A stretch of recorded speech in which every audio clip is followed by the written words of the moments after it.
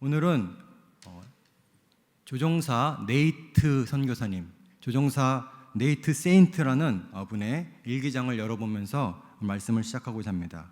이 네이트의 나이 많은 누나 레이첼이 있었는데요. 그 레이첼이 이 네이트가 어릴 때 일본, 중국, 아프리카, 중동 많은 선교사님들의 글을 읽어줬다고 합니다.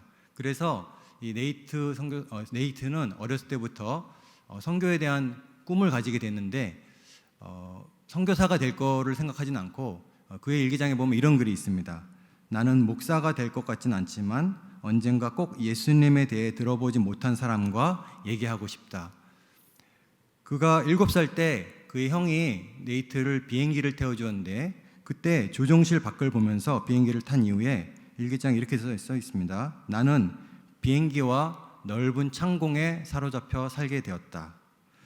13살 때 골수염을 한번 심하게 앓으면서 혹시 선교사가 될 것이 아닌가 라는 생각을 해봤다고 합니다. 그리고 자라면서 그가 20살이 되었을 때 골수염 상처부에 통증이 심해져서 모든 야망이 무너져 버리는 시간이 찾아옵니다. 그는 원래 조종사가 되고 싶었는데 큰 비행기를 모는 파이럿이 되고 싶었는데 그때 모든 야망이 무너져 내리면서 가슴이 찢어지는 것 같았다고 합니다. 철저한 무력감 속에서 송구영신 예배를 드리는데 그날 주님이 그에게 찾아오신 거예요. 나를 따라오너라. 내가 너희로 사람을 낚는 어부가 되게 하리라. 그 말씀을 깨닫게 되면서 그날 밤에 모든 것이 달라졌습니다. 이렇게 일기장에 써 있습니다. 내 머릿속 스크린에 전혀 다른 슬라이드가 끼워진 것 같았다. 얼마나 기쁘고 감사한지. 그때 그가 듣게 된 이야기는 비행사 선교사 협회라는 것이 있다는 말입니다. 그래서 그 어머니에게 이렇게 편지를 쓰게 됩니다. 어머니, 항공업계는 큰 일꾼을 잃었고 주님은 작은 일꾼을 얻으신 것 같습니다. 그래서 선교사님이 되는데요. 이 네이트 선교사는 비행협회 MAF라 그러죠. 조종사가 됩니다. 이 국제기관은요, 정글 선교사님들에게 비행기를 타고 가서 필요한 것들을 공급하는 역할을 하는데 40마력짜리 노란색 그 경비행기, 조그만 비행기를 타고 다녔는데 그에게 너무나 딱 어울리는 비행기였다고 합니다. 그런데 이 네이트라는 분이 독창적인 발명을 하나 하게 되는데요. 한 헝겊 주머니 같은 거를 놔두고 거기에 이제 450m 정도 끈을 이어가지고 비행기에서 그 헝겊 주머니를 떨어뜨려서 이렇게 동그랗게 우회를 하면 보통 이 끈이 내려가니까 구심력이 있어서 이렇게 하면서 이거를 그냥 그대로 선교지에 내릴 수 있다는 거죠. 그래서 정글 같은데 이게 굉장히 유용하게 쓰이는 그런 발명품이 됩니다. 활주로가 없어도 되는 거죠. 1955년 10월 2일에 우리는 원주민에게 다가가라는 하나님의 인도를 받으면서 일하고 있다라는 글을 쓰게 됩니다. 11월 22일에는 원주민들에게 다가가서 알루미늄 솥도 내리고 또 소금도 내려주고 또 벌채하는 칼도 내려주고 하는 작업을 하게 됩니다.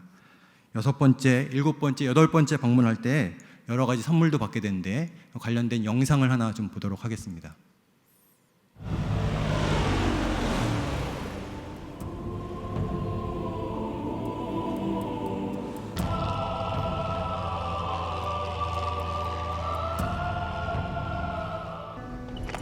Contact Sector 6. Do you copy? Shell. Roger that. Shell. I said contact. Woo! Contact Sector 6. Do you copy? Contact Sector 6. Roger that. I'm going around. What we're gonna do is we're gonna let out so much line that the drag of that line is gonna work with centrifugal force. See that? And as I keep the airplane in that tight continuous turn, look at that. Huh? The bucket stays in almost exactly the same spot. Looks like they're home. Oh yeah! Let's go, bucket time. Copy that. Vaya con Dios! Woo! Here we go.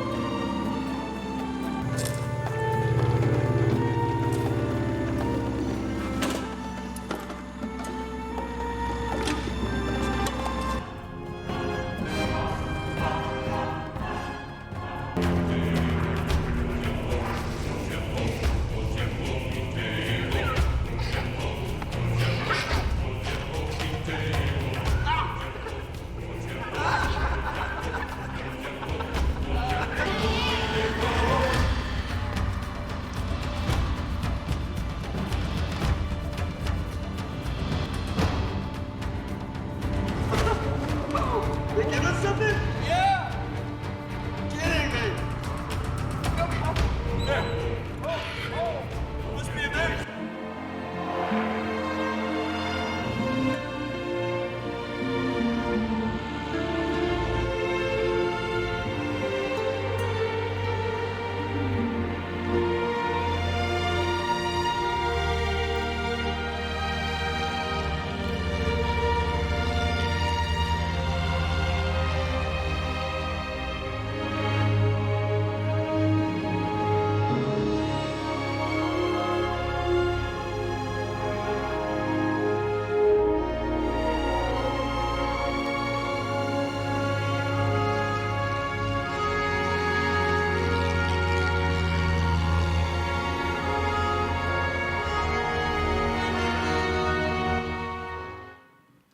하늘에 좀 사로잡히는 시간 되지 않습니까?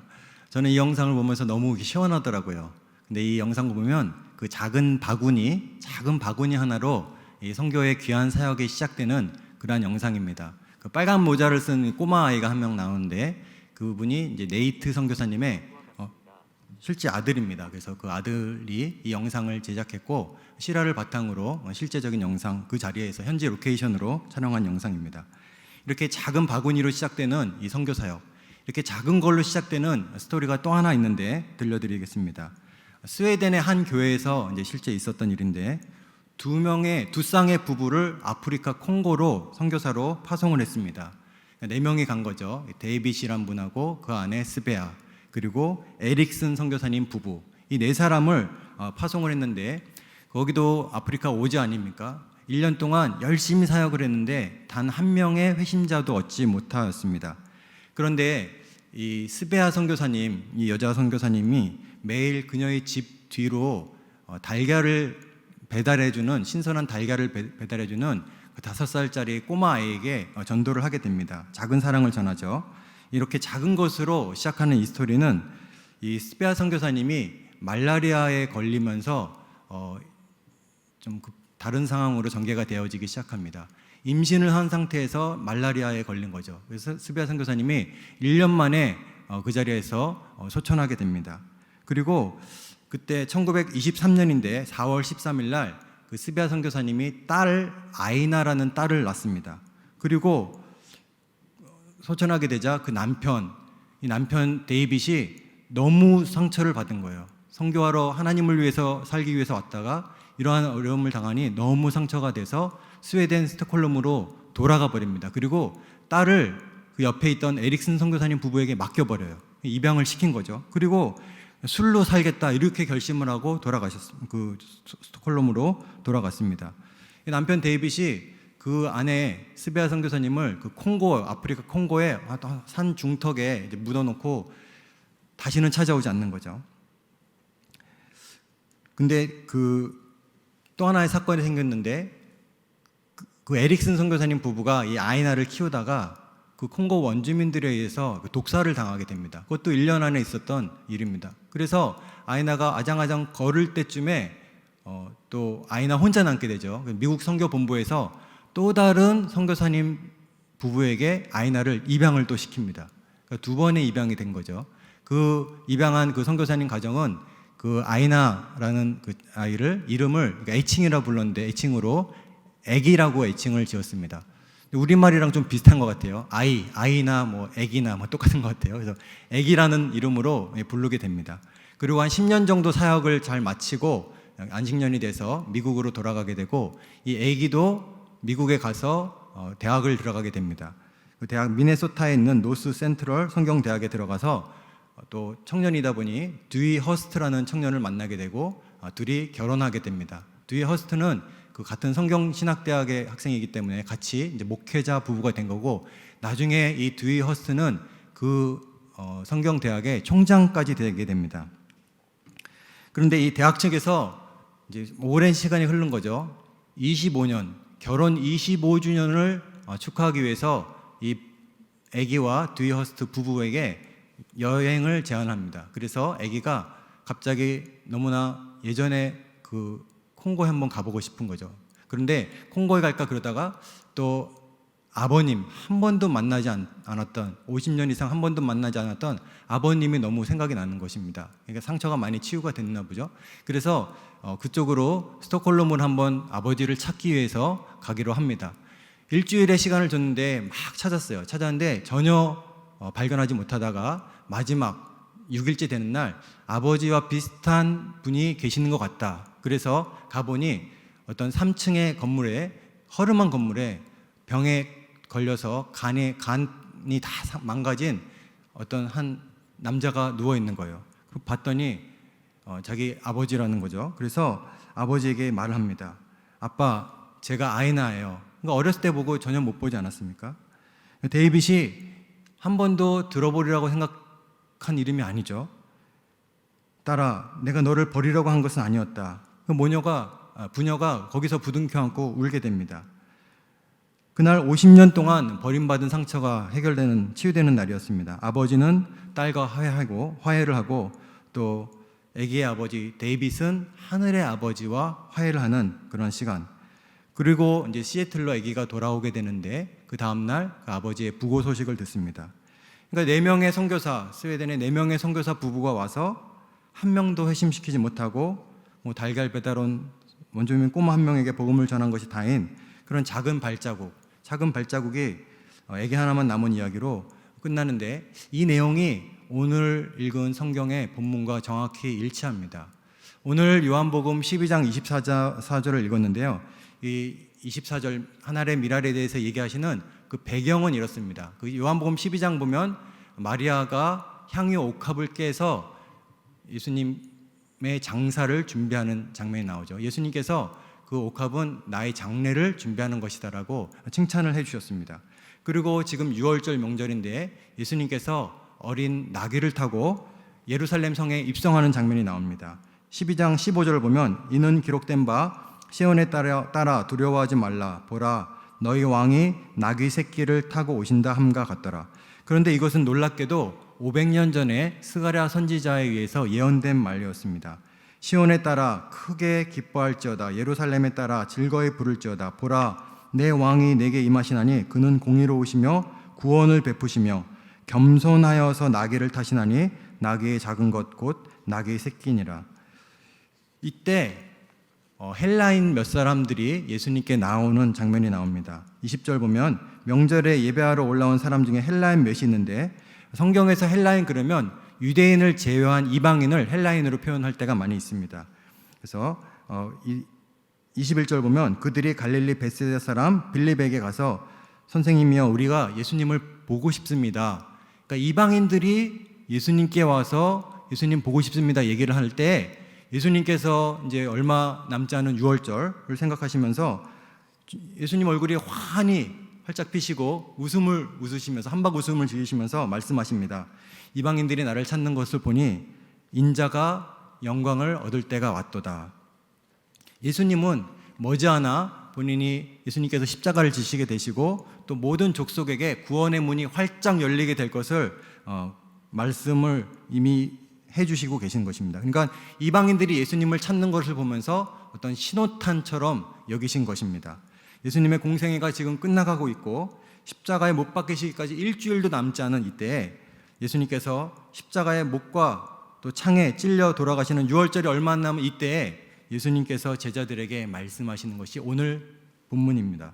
내가 진실로 진실로 너에게 이르노니 한 알의 밀이 땅에 떨어져 죽지 아니하며 한 알 그대로 있고 죽으면 많은 열매를 맺느니라.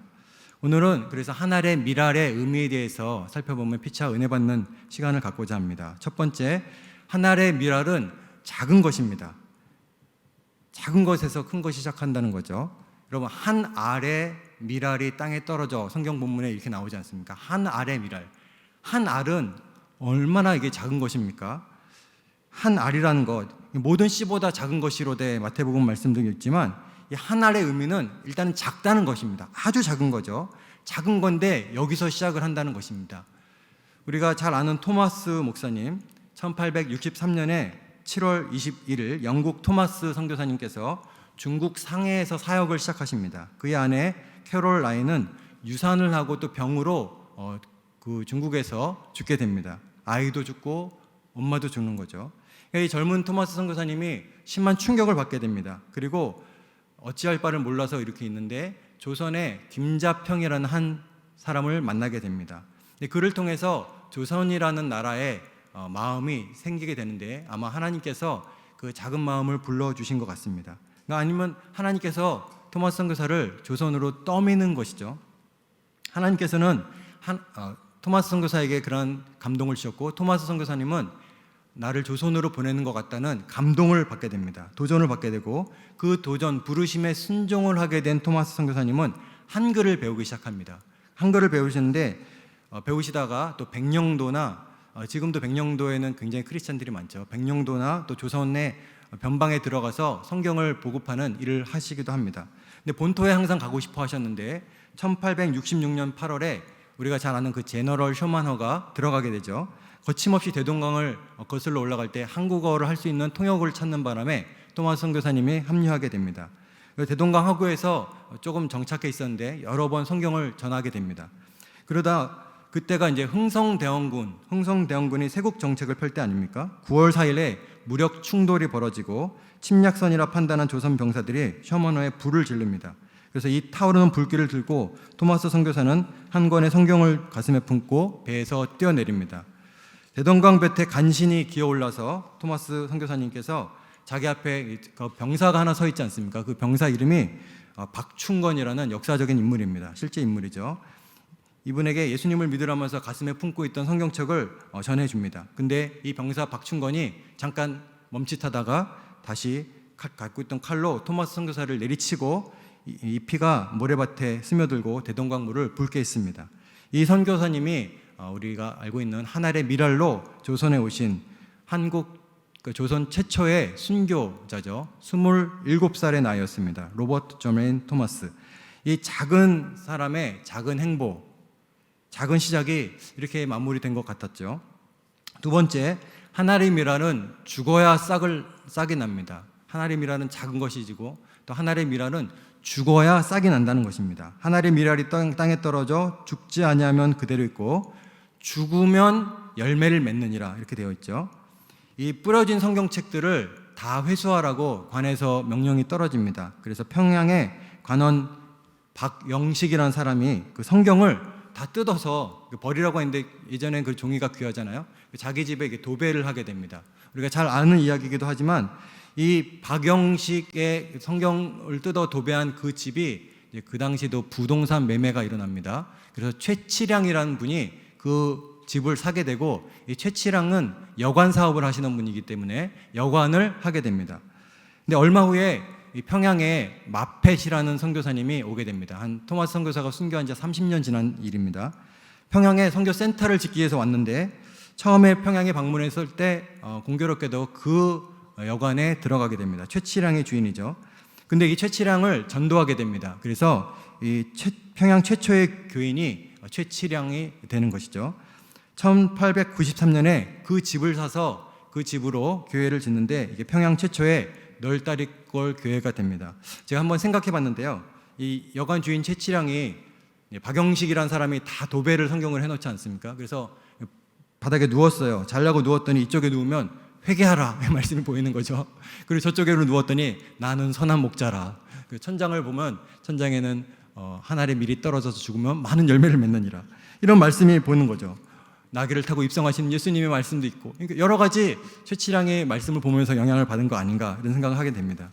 근데 우리가 궁금한 게 또 하나 있죠. 아까 그 토마스 선교사님을 죽인 사람이 어떻게 됐는가? 그 박충건이라는 칼을 들고 서 있던 분, 조선 말기 평양 중군 이현익 휘하의 장군으로 육척 장신의 기골이 용맹한 군인이요 셔만호에 불을 붙이는데 누구보다도 공을 세워 오의장이라는 관직을 얻었다. 이렇게 기록이 남아 있습니다.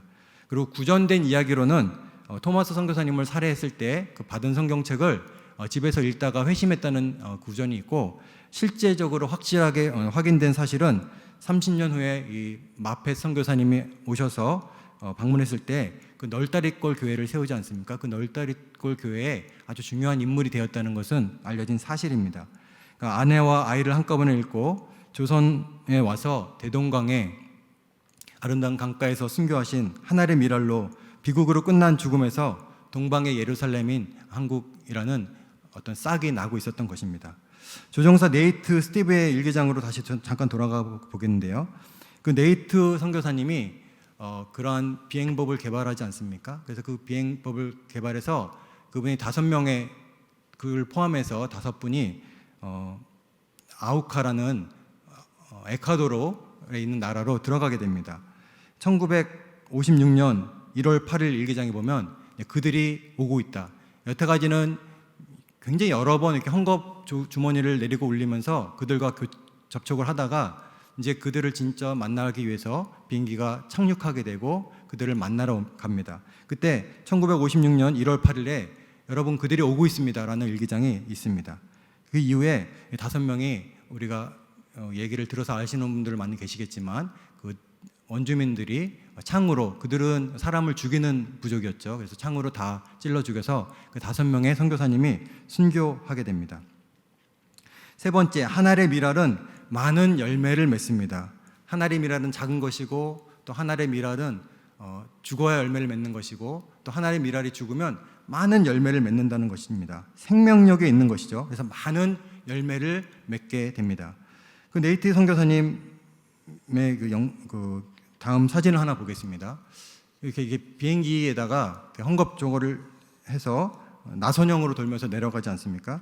근데 이 레이첼에게 다음 사진 보면 네이트라는 그 선교사님, 그 비행기 조종사, 그분에게 누나가 한 분 있는데 그 왼쪽에 있는 그분입니다. 이 누나가 어렸을 때 선교사에 대한 꿈을 심어주고 많은 책을 읽어줬다고 그러지 않습니까? 이 네이트가 죽게 되니까 이 누나가 그 아우카 부족으로 들어가는 일이 벌어집니다. 그리고 누나뿐만 아니라 그 엘리자베스 엘리엇, 그러니까 짐 엘리엇의 아내죠. 그 아내도 그 아우카 부족으로 들어가게 됩니다. 그리고 다음 사진을 보면은 이 지금 서 있는 백인은 그 네이트 선교사님의 친아들입니다. 아까 그 빨간 모자 쓰고 있던 꼬마가 한 60년이 지나서 이렇게 자라게 됐고 그 옆에 있는 분은 민카이라 그래서 그 아버지를 찔러 죽인 사람입니다. 그 다음 영상을 보면 이제 거기서 침례받는 장면이 나오고 그 다음에 보면 이 스티브, 그러니까 이분의 이름은 네이트 선교사님의 아들이 스티브거든요. 이 스티브가 여러 가지 이야기를 하는데 나중에 다음 사진을 보면 그쪽 지역에서 이렇게 비행기 또 다음 사진 보면 이런 형상까지 만들어주는 장면이 있습니다. 영상을 좀 하나 좀 보겠습니다. To gain that which he can never lose. On Sunday, January 8th, the men were at the sandbar they named Palm Beach, and Nate was to make radio contact with Marge at 4:30. The contact never came.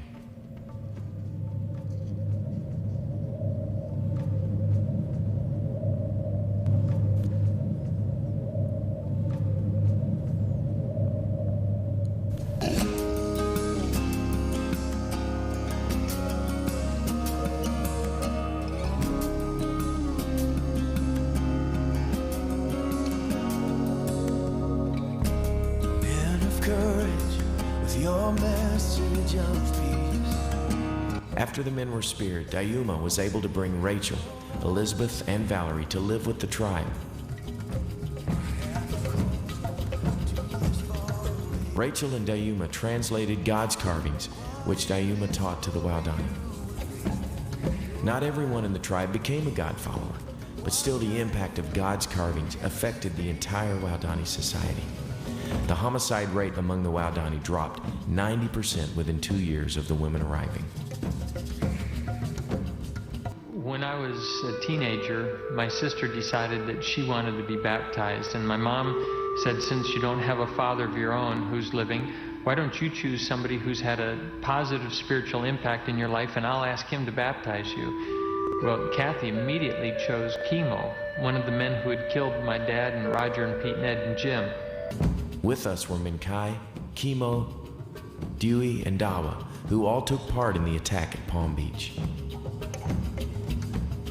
They are elders in the Waodani Church today. We have become, as grandfather says, we have become like just one family because we all have the same father. Just a short while ago, when Christmas was coming and grandfather came up to our house, I saw him with my three of my granddaughters.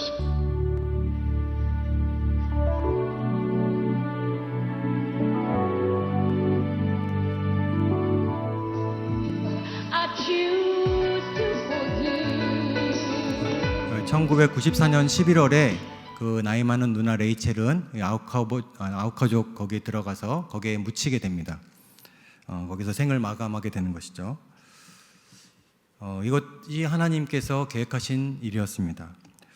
콩고 지도자 얘기로 좀 돌아가겠는데요. 그로부터 한 5년이 흘렀는데 아기 부부가 영국 런던에서 선교사 대회가 열리는 시간이 있었습니다. 그래서 전 세계 오순절 기독교 총회에 참석을 하게 됩니다. 영국에서 전 세계에서 10,000명 정도의 지도자들이 모이게 되는데 총회 첫날 밤 연사로 나온 자일의 공화국의 루이 기타 은다고라가 이제 연설을 하게 되고 또 아기가 그거를 굉장히 재밌게 봤다고 합니다. 왜냐하면 이 자일의 공화국에서 온 이분은 이 자이레가 이제 콩고죠. 그 자기가 어렸을 때 살던 마을에 살던 강사라는 거죠. 그래서 자이레 지도자 루이 기타 연설이 끝난 후에 아기가 이제 통역관을 써서 그와 얘기를 나누게 됩니다. 자신의 태어난 마을을 아느냐 그랬더니 자기가 그곳에서 자랐다는 거예요. 그래서 혹시 데이빗이나 스베아라는 선교사님 이름을 들은 적이 있느냐 그랬더니 이렇게 대답합니다. 알다마다요. 제가 매일 아침 스베아 플러스 선교사님의 집 뒷문에 달걀을 배달했는 걸요. 이렇게 얘기를 합니다. 선교사님은 예수님에 대해서 저에게 말씀해 주시곤 했죠. 스베아 선교사님이 아프리카 전역에서 저를 제외한 다른 개종자를 얻었는지는 모르겠습니다. 그러면서 말합니다. 안타깝게도 스베아 선교사님은 제가 예수님을 영접한 직후에 세상을 떠나시게 되었고 그에게는 아이나라는 이름의 아기가 하나 있었는데 그 아이가 어떻게 되었는지 늘 궁금했습니다. 아기는 자신이 바로 그 아이나라고 밝혔습니다. 그러자 루이 기타가 흐느끼기 시작했습니다. 두 사람이 태어나자마자 생이별을 한 오누이처럼 부둥켜 안고 울었습니다. 잠시 후에 자일의 지도자 루이 기타가 말합니다. 몇 개월 전에 당신의 어머니 묘소에 꽃을 바치고 왔습니다. 당신의 어머니의 고결한 죽음이 우리 수많은 아프리카 사람들을 살렸습니다. 자일의 공화국의 수백 개의 교회들과 수십만 신자들을 대신해서 감사드립니다. 스베아 선교사님은 이분에게 작은 친절을 베풀었을 것입니다. 작은 복음을 전했을 것입니다. 따뜻한 미소를 전해주었을 것입니다. 가끔 한두 개의 달걀을 주었을 것입니다. 그러나 이것이 이렇게 큰 자일의 지도자가 돼서 수십만 신자들을 대표하는 사람이 될 줄을 어떻게 알았겠습니까? 토마스 선교사님의 이야기도 마찬가지죠. 토마스 선교사님이 영향을 받은 이 널다리꼴 교회에 부흥이 되게 됩니다. 그래서 그 교회가 장대현 교회라는 이름으로 바뀌게 되는 거죠. 그리고 우리가 잘 알듯이 1907년에 그 장대현 교회에서 평양 대부흥이 일어나고 우리나라의 민족의 큰 부흥의 시초가 됩니다. 그래서 그 토마스 선교사님의 성경 한 권으로 시작한 그 사진이 결국에는 이렇게 그 다음 사진 보시면 많은 여의도 광장에 집회했던 사진입니다. 그 다음 사진 보면 그때 이제 100만인이 막 모이는 그런 놀라운 부흥이 있게 되죠. 그래서 한국 순교자 박물원에 가면은 사진이 하나 있는데 그 다음 사진 보면 토마스 선교사님이 성경책 하나를 들고 있는 사진과 그 100만 명이 집회한 사진을 같이 놓았습니다. 4번입니다. 4번 하늘의 미랄은 예수님이시다. 제일 중요한 말씀을 드리겠는데 이 하늘의 미랄은 예수님입니다. 성경에 보면은 씨 뿌리는 자의 비유가 나오는데 30배, 60배, 100배의 결실을 맺지 않습니까? 근데 마태, 마가, 누가복음에 다 나옵니다. 그런데 이 씨 뿌리는 비유가 요한복음에만큼은 나오지 않습니다. 왜 그런 걸까요? 요한복음에는 다른 관점으로 쓴 거죠. 마태, 마가, 누가는 공간복음 같은 관점인데 요한복음은 다른 관점으로 이 씨 뿌리는 자의 비유가 하늘의 미랄의 비유로, 그러니까 밭에 대한 얘기가 아니라 이 씨의 죽음에 대한 비유로 넘어갑니다. 성경이 너무 재밌죠. 근데 이 하늘의 미랄이 예수님이라는 것입니다. 6월절에 예수님이 말씀하셨죠. 이 하늘의 작은 미랄이 작은 씨로 오신 그 예수님이 죽으시고 그 죽으신 예수님을 통해서 생명력이 전해져서 지금도 열매를 맺고 있다는 것입니다. 여러분, 하나의 미랄 대신 예수님의 모습을 우리가 알 필요가 있습니다. 예수님을 알아가는 것이 중요한 거죠. 우리가 열매 맺는 방법은 가지에 붙어 있는 것처럼 예수님을 더 알아가는 것인 줄 믿습니다. 하나의 미랄 대신 예수님께는 세 가지 모습이 있는데, 첫 번째는 어린 나귀를 타고 오시는 예수님의 모습, 겸손한 예수님의 모습을 우리가 볼 수 있습니다. 하나의 미랄은 어떻게 보면 가장 중요한 것은 겸손하신 예수님입니다. 예수님이 하나의 미랄이라는 것입니다. 하나의 미랄이 땅에 떨어져 죽으면 많은 열매를 맺느라는데, 이 하나의 작은 미랄이죠.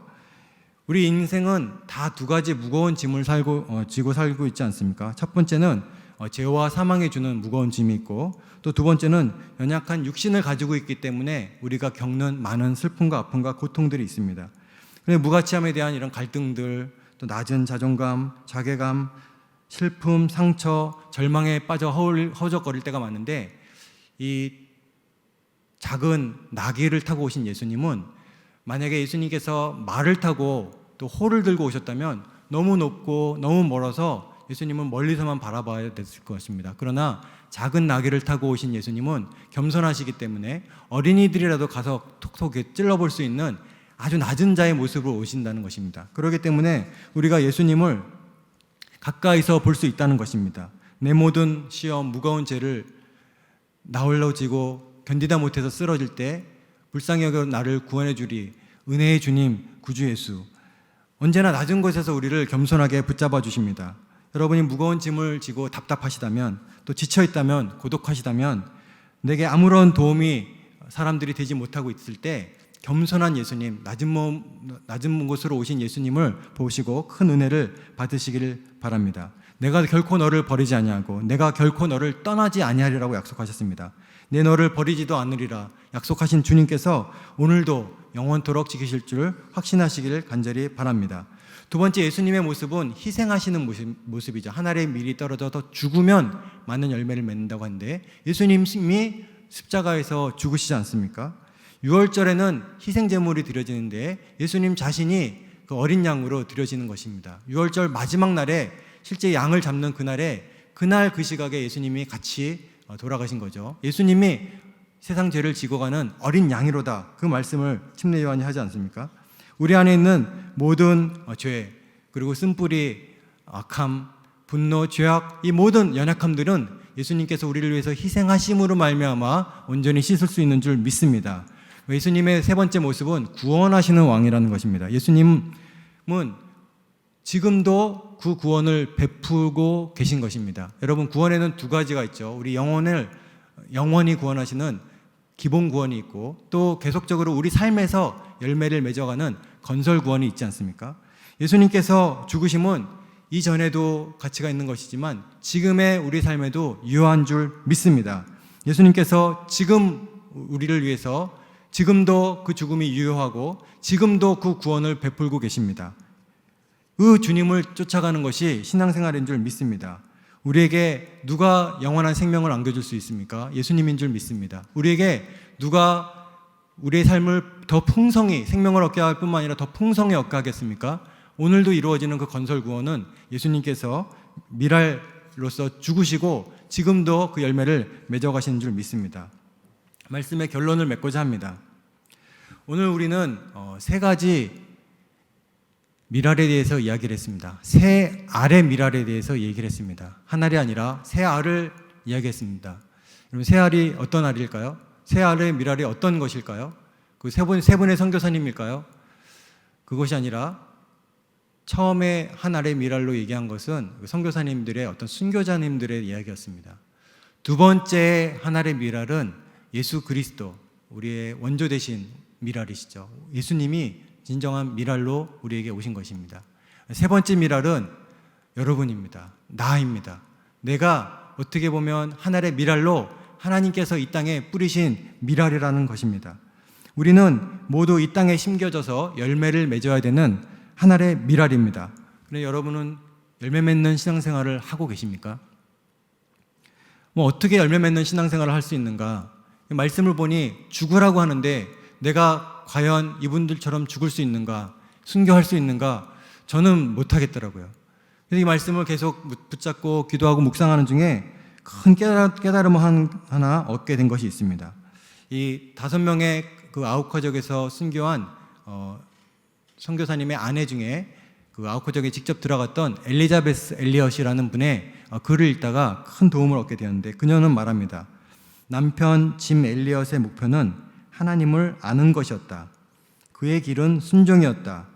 순종은 그의 목표인 하나님을 아는 것을 이룰 수 있는 유일한 길이었다. 많은 사람들이 순교에 대하여 말할 때 짐 엘리엇이죠. 짐 엘리엇은 순교자들이 그 순교를 하려고 순교한 것이 아니라 하나님께 순종하다 순교했다고 조용히 지적하곤 했다. 엘리자베스 엘리엇이 계속 이런 얘기를 합니다. 사람들은 이 5명의 순교자들을 영웅으로 순교자로 칭송한다. 나는 거기에 찬동하지 않는다. 본인들도 찬동하지 않을 것이다. 그리스도를 위해 사는 일과 그리스도를 위해 죽는 것이 그토록 크게 다른 일이란 말인가? 그리스도를 위해서 사는 것과 그리스도를 위해서 죽는 것이 다르지 않다는 얘기를 하십니다. 하나님을 위한 삶은 사도 바울의 말대로 나는 날마다 죽노라는 그 고백의 삶입니다. 형제들아, 나는 날마다 죽노라. 고린도전서 15장 31절에 나오지 않습니까? 그리스도를 얻기 위해서 모든 것을 잃는다는 것이죠. 그렇게 목숨을 버릴 때 우리는 그것을 도로 얻게 된다는 것입니다. 그러니까 인간과 하나님과의 관계가 굉장히 실제적인 것이라서 그 관계가 이루어지는 영역은 평범한 영역이고 우리의 일상이라는 것입니다. 예수님도 평범한 일상의 삶을 사셨고 이 작은 것에 순종하는 삶을 그 선교사님들이 살았다는 것이죠. 다시 이 말씀을 정리하면 큰 일을 하려고 이 토마스 선교사님이 어떤 큰 일을 하려고 네이트 선교사님이 굉장한 일을 하려고 사는 것이 아니라 그냥 작은 헝겊바구니 하나, 작은 걸로 시작하고 또 토마스 선교사님도 어려움 가운데 그냥 작은 그날의 하루, 그날의 하나님의 인도하심, 그냥 작은 성경책 하나를 가지고 전도하는 그런 작은 발걸음으로 시작되었다는 것입니다. 그 스베아 선교사님도 큰 일을 하려고 한 것이 아니라 그 자일의 콩고에 수십만 명을 전도하려고 한 것이 아니라 그냥 그 어린아이, 눈앞에 보이는 하나님이 일상생활에 주신 작은 일에 하늘의 미랄처럼 아주 작은 것이지만 거기에 날마다 순종할 때 그러한 일이 있었다는 것입니다. 그러니 이분들이 순교하려고 한 것이 아니라 그날 그 마음에 주시는 그것을 순종해 나갔다는 거예요. 저도 큰 일을 하라면 못하겠지만 오늘 하나님께서 내게 감동 주시고 내가 오늘 유튜브를 2시간 볼 수 있는데 그 시간을 줄여 더 나를 죽이며 하나님께 30분, 1시간, 2시간을 기도로 말씀으로 드리고 조금 더 하나님께서 원하시는 것들을 내가 잘 알지 않습니까? 그것에 내 자신을 더욱더 죽여 날마다 나를 죽이며 그날 작은 것에 순종하며 자아가 죽어질 때 매일매일의 자아가 죽어질 때 그때 많은 열매가 맺혀진다는 것을 이야기합니다. 그리스도를 위해서 죽는 것, 순교하는 것과 그리스도를 위해서 사는 것, 매일매일 자아를 날마다 죽이며 사는 것이 다르지 않다는 것입니다. 그리스도를 위해서 날마다 죽는 것은 그리스도를 위해서 날마다 사는 것이라는 것입니다. 주님을 위한 작은 순종, 작은 섬김, 작은 봉사, 작은 헌금, 작은 연락 한 절, 작은 기도, 이 작은 죽음들이 모여 놀라운 순교자의 삶을 이룬다는 것입니다. 작은 것에 순종하는 삶은 순교적인 삶이라는 것입니다. 다시 말씀드리겠습니다. 작은 것에 순종하는 삶은 순교자적인 삶이라는 것입니다. 그래서 오늘 말씀의 결론은 한 줄로 말씀드리면 순교자적인 삶을 살라입니다. 그거는 어려운 것이 아니라 우리 삶에 오늘 작은 아주 겨자씨보다도 눈에 보이지도 않는 작은 것에 순종하고 작은 몸짓, 작은 몸부림, 작은 순종, 작은 헌신을 해나갈 때 생각지도 못하고 본인들도 알지 못하고 시대를 걸쳐야만 알 수 있는 아니 100년, 200년이 지나야만 알 수 있는 그런 많은 열매를 맺는다는 것입니다. 한 알의 미랄이 땅에 떨어져 죽으면 많은 열매를 맺는데 이 죽을 때 씨가요 누룽지처럼 바싹 마른 것도 있지만 이 눈물 젖은 씨가 금방 썩지 않습니까? 썩어야 되는 거고 죽어야 되는 건데 남편을 위해서 오늘도 나는 하면서 막 참으면서 썩는 거죠. 이것이 누군가를 위해서 죽어지는 자녀들의 그러한 그것을 위해서 기도하면서 내가 죽어지고, 우리 가정을 위해서, 교회를 위해서, 또 사회를 위해서, 여러 가지를 위해서 매일매일 죽는 역사가 있을 때 자아가 죽고 숨 못 쉬고 그 배젖이 씨눈을 먹는다 그러지 않습니까? 땅에 떨어져서 피눈물을 흘릴 때, 작은 희생을 할 때 결국은 많은 열매를 맺는다는 것입니다. 순교는 일상의 작은 발걸음에서 시작하고, 순교는 죽는 것이 아니라 오늘을 살아내는 것이라고 그 선교사님의 사모님이 그렇게 얘기를 하시니, 이거 제 얘기가 아니죠. 그렇기 때문에 이 말이 맞는 것 같습니다. 생물학적인 죽음이 아니라 자아의 죽음을 날마다 맞으라. 우리 찬양팀 나와서 찬양하겠습니다. 어떻게 할까요? 작은 순종으로 오늘도 죽으라는 것이죠. 죽으려면 어떻게 됩니까? 우리의 예수님, 우리의 미랄 대신 예수님을 붙잡고 예수님을 바라보고 예수님께 충성하고 예수님을 더 기억하며 작은 미랄로, 작은 예수님, 우리의 작은 헌신, 겸손하셔서 이 땅에 낮은 곳에 오셔서 내가 오늘도 만질 수 있는 예수님, 그 예수님을 생각할 때, 또 그 예수님의 희생을 생각할 때 많은 열매를 맺게 된다는 것입니다.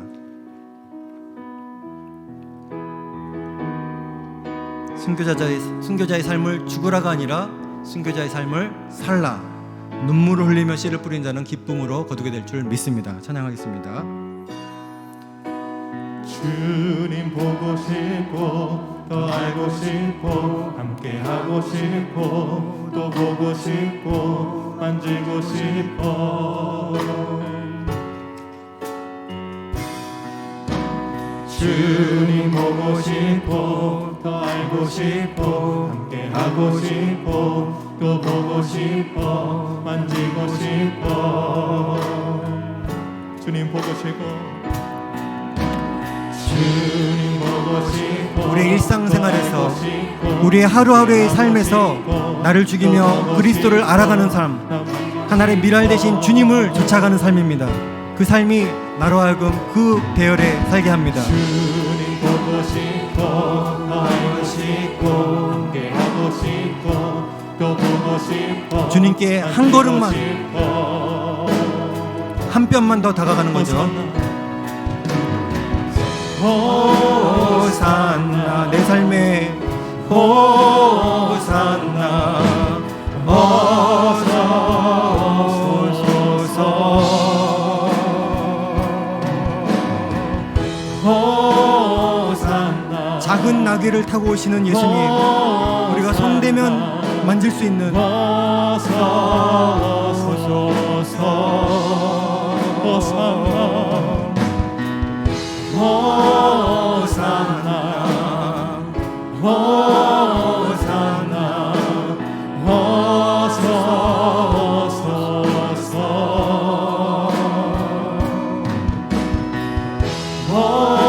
호산나 호산나 어서 오소서. 예수 예수 예수 예수 주님을 사랑합니다. 예수 예수 예수 예수 주님을 사랑합니다. 이 시간 한번 같이 기도하겠습니다. 이제 같이 기도하실 때 오늘의 결론, 순교자적인 삶을 죽으라가 아닙니다. 살라. 여러분 안에 내가 순종할 작은 것이 있지 않습니까? 큰 것이 아니라 오늘 말씀하시는, 오늘 하루 내가 하기를 원하시는 작은 순종함이 필요한 것들이 있습니다. 그것이 시간의 영역일 수도 있고 물질의 영역일 수도 있고 여러분 관계의 영역일 수도 있고 여러 영역 가운데 하나님께서 말씀하시는 그 오늘의 구원, 오늘의 작은 섬김, 오늘의 작은 순종, 오늘의 생명력 있는 삶을 통해서, 오늘의 나의 자아의 죽음을 통해서 하나님의 큰 뜻이 이루어질 줄 믿습니다. 순종하는 삶, 순교하는 삶을 살라. 오늘 말씀 생각하시면서 주여 한번 외치고 기도하겠습니다. 주여!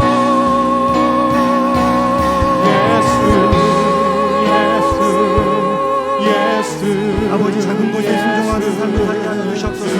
하나님께서 위해서 주시는 감동에 하나님께서 말씀하시는 것에 작은 한 걸음만 더 주님께 가까이 나아가고 한 뼘 더 주님께 나아가고 코로나로 인해서 어려운 이 시간에 함께 어려워하는 것만이 아니라 주님께서 오늘 내가 그러면 해야 될 것이 무엇입니까 했을 때 오늘 나에게 순종하기를 원하는 한 걸음 더 주님 앞에 나아가는 예수 그리스도를 바라보고 나아가는 귀한 시간 될 수 있도록 인도하여 주셔서 오늘 주님께 순종하고 오늘을 살아가고 오늘의 구원을 받고 오늘의 주님의 인도하심을 받으며 오늘의 작은 것에 순종하기로 결단하고 마지막으로 돌아갈 수 있는 시간 될 수 있도록 인도하셔서 주님께서 우리 삶 가운데 날마다 나는 그리스도 안에서 날마다 충돌하는 그 바울의 고백이 우리 삶 가운데 이루어지게 하여 주시옵소서. 주님 영광을 받아 주시고 우리 삶을 통해 주님께서 오늘 영광을 받아 주시옵소서. 주님 감사를 드립니다. 주님께서 영광을 받아 주시옵소서.